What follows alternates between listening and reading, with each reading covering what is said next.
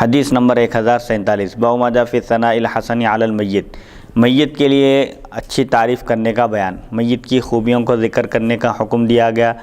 ہر ایک انسان میں خوبیاں بھی ہوتی ہیں اور خرابیاں بھی ہوتی ہیں، تو برائیوں سے رک جانا چاہیے اور اس کے اندر جو خوبیاں ہیں اس کو بیان کرنا چاہیے۔ حدیث نمبر 1047 حدثنا احمد بن منیان حدثنا یزید بن ہارون حدثنا حمید بن انس بن مالک قال مر على رسول اللہ صلی اللہ علیہ وسلم بجنازة فاثنوا عليها خيرا فقال رسول اللہ صلی اللہ علیہ وسلم وجبت، ثم قال انتم شهداء الله في الارض، قال وفي الباب عن عمر وكعب بن عجرة وابي هريرة قال وسع حديث انس حدیث حسن صحیح۔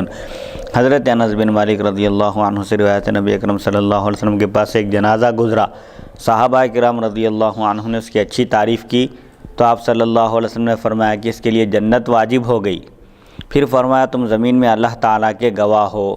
اس باب میں حضرت عمر، کعب بن عجرہ اور ابو ہریرہ رضی اللہ عنہم سے بھی روایات مذکور ہیں۔ امام ترمذی فرماتے ہیں انس رضی اللہ عنہ کی حدیث حسن صحیح ہے۔ حضور اکرم صلی اللہ علیہ وسلم کی خدمت اقدس میں صحابہ کرام موجود تھے۔ اس وقت ایک جنازے کا گزر ہوا، صحابہ کو جب معلوم ہوا کہ فلاں شخص کا جنازہ ہے تو صحابہ نے اس کی تعریف کی کہ کیا ہی اچھا آدمی تھا، بڑا نیک آدمی تھا۔ صحابہ نے تعریف کی تو حضور صلی اللہ علیہ وسلم نے فرمایا کہ اس شخص کے لیے جنت واجب ہو گئی، کیونکہ متقی پرہیزگار لوگوں نے اس کی تعریف کی ہے اور اس کو سراہا ہے۔ پھر فرمایا کہ تم اللہ کے گواہ ہو زمین میں، یعنی مخلوق کی زبان پر جب اللہ تعالیٰ کسی بندے سے محبت کرتا ہے، جب کوئی بندہ اللہ کا محبوب بن جاتا ہے، جیسا کہ بخاری شریف کی حدیث ہے کہ اس کے لیے زمین میں مقبولیت رکھ دی جاتی ہے، مخلوق کی زبان پر اس کا ذکر خیر جاری کر دیا جاتا ہے۔ بہرحال یہ لوگوں کی تعریف کرنا، لوگوں کا اچھی تعریف کرنا، میت کے خوبیوں کو اور فضائل کو گنانا، نیک آدمی تھا، بڑا اچھا آدمی تھا کہنا، یہ بھی اس کے نیک ہونے کی دلیل ہے۔ حدیث نمبر 1048 حدثنا یحییٰ بن موسیٰ وہارون بن عبد اللہ البزار قال حدثنا ابو داود الطیالسی حدثنا داود بن ابی الفرات حدثنا عبداللہ بن بریدہ عن ابی اسود الدیلی قال قدمت المدینة فجلست الى عمر بن الخطاب فمروا بجنازة فاثنوا عليها خيرا فقال عمر وجبت، فقلت لعمر وما وجبت؟ قال اقول كما قال رسول اللہ صلی اللہ علیہ وسلم قال ما من مسلم يشهد له ثلاثة الا وجبت له الجنة قال قلنا واثنان قال واثنان قال ولم نسأل رسول اللہ صلی اللہ علیہ وسلم عن الواحد قال وهذا حدیث حسن صحیح۔ وابو الاسود الدیلی اسمہ ظالم بن عمرو بن سفیان۔ ابو الاسود دیلی یہ حضرت سیدنا علی رضی اللہ عنہ کے شاگرد ہیں اور سب سے پہلے علم نحو کو ایجاد کرنے والے بھی آپ ہی ہیں۔ حضرت سیدنا علی رضی اللہ عنہ نے علم نحو کے قواعد اور قوانین اور ضوابط آپ کو املا کرائے تھے، کیونکہ جیسے جیسے اسلام پھیلتا گیا، لوگ اسلام میں داخل ہوتے گئے، عجمی لوگ بھی اسلام قبول کرنے لگے، تو عربی زبان اور عجمی زبان خلط ملط ہونے لگی، تو ایسی صورت میں اعراب کو وضع کرنے کی ضرورت پیش آئی۔ حضرت سیدنا علی رضی اللہ عنہ نے ابو الاسود دیلی رضی اللہ عنہ کو احکامات دیے، اس سلسلے میں آپ نے ہدایت دی تو انہوں نے چند قواعد وضع کیے تھے۔ بہرحال یہ ابو الاسود دیلی رضی اللہ عنہ حضرت سیدنا علی رضی اللہ عنہ کے شاگرد ہیں۔ آپ فرماتے ہیں میں مدینہ طیبہ حاضر ہوا اور حضرت عمر رضی اللہ عنہ کے پاس بیٹھا، اتنے میں کچھ لوگ جنازہ لے کر گزرے اور انہوں نے اس کی اچھی تعریف کی۔ حضرت ابو الاسود دیلی رضی اللہ عنہ حضرت عمر فاروق رضی اللہ عنہ کی خدمت اقدس میں بیٹھے ہوئے تھے، وہاں سے ایک جنازے کا گزر ہوا، تو جو لوگ آپ کے پاس بیٹھے ہوئے تھے انہوں نے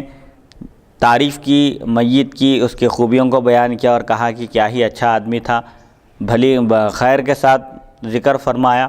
تو حضرت عمر رضی اللہ عنہ نے فرمایا کہ واجب ہو گئی، یعنی جنت واجب ہو گئی۔ ابو الاسود دیلی فرماتے ہیں میں نے عرض کیا کہ کیا چیز واجب ہو گئی؟ تو آپ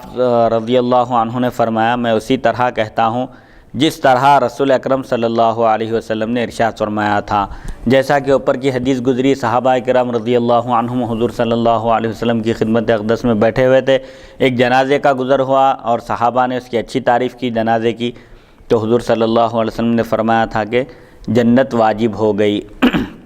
تو حضرت عمر کہتے ہیں کہ میں بھی ایسے ہی کہتا ہوں جیسے رسول اللہ صلی اللہ علیہ وسلم نے ارشاد فرمایا تھا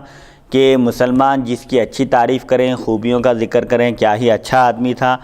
بڑا نیک آدمی تھا، یہ اگر کہیں مسلمان تو اس کے حق میں جنت واجب ہو جاتی ہے۔ پھر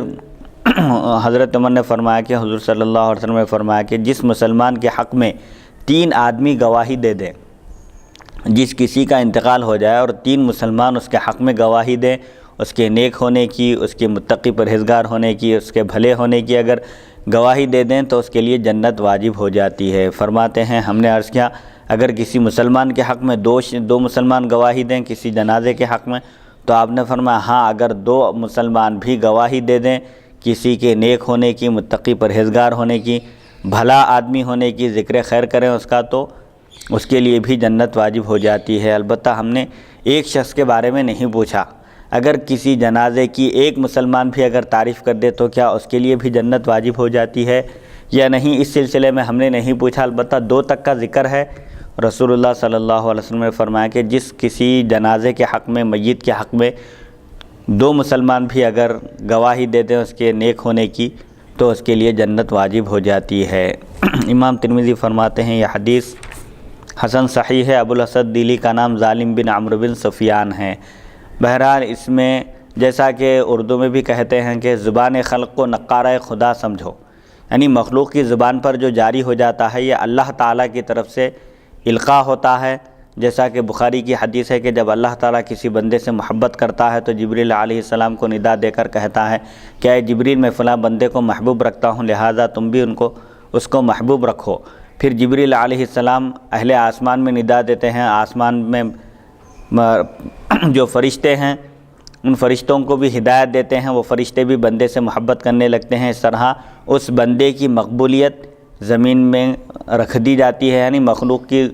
کے دلوں میں بھی اس بندے کی محبت ڈال دی جاتی ہے۔